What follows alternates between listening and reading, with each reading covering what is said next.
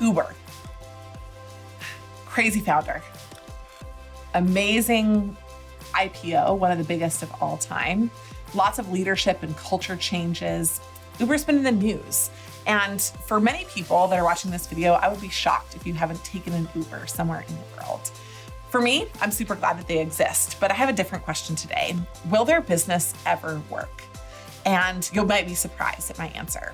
I'm gonna tease this out in 4 parts. We walk through this. First of all, we talk about what kind of business Uber is in.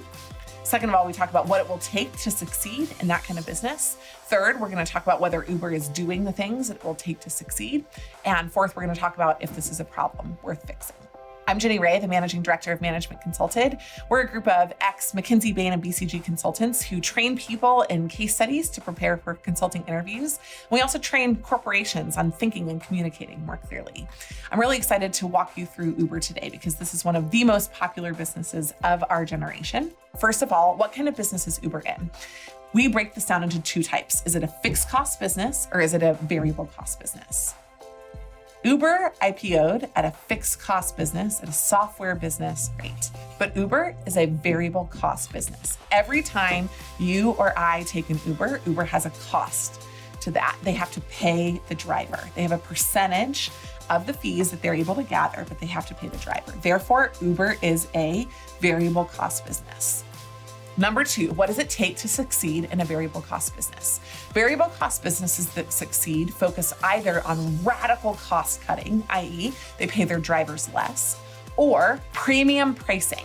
They're able to capture a higher delta because of brand loyalty. And number 3, is Uber doing that? Well, they're not able to because a driver has very low switching costs when they're working for Uber.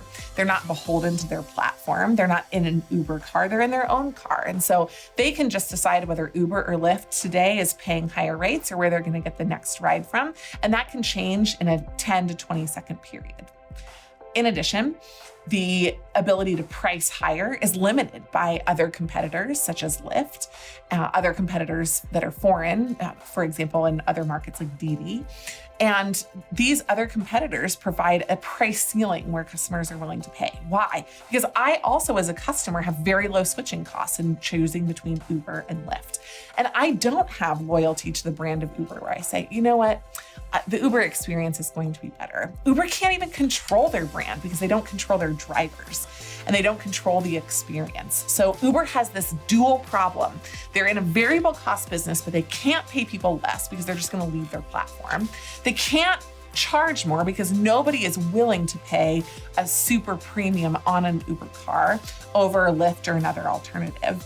And therefore, I think number 4, can Uber fix this? The answer is no. Now, God love them, they're trying.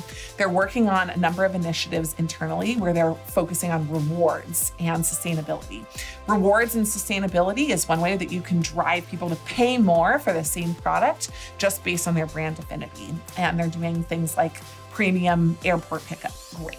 Maybe people will pay more for that. I don't think it's going to be at the scale that they need. On the driver side, they're trying nothing. They can't lose drivers because then they don't even have a product to sell in the first place. And so I think Uber has, unfortunately, an unsustainable business model. Such a cool idea. Really wish that it would work, but I don't think we're going to see them around forever. Thanks for watching. This is Jenny Ray from Management Consulted. You can view us on managementconsulted.com, on social, or make sure you subscribe to our YouTube channel.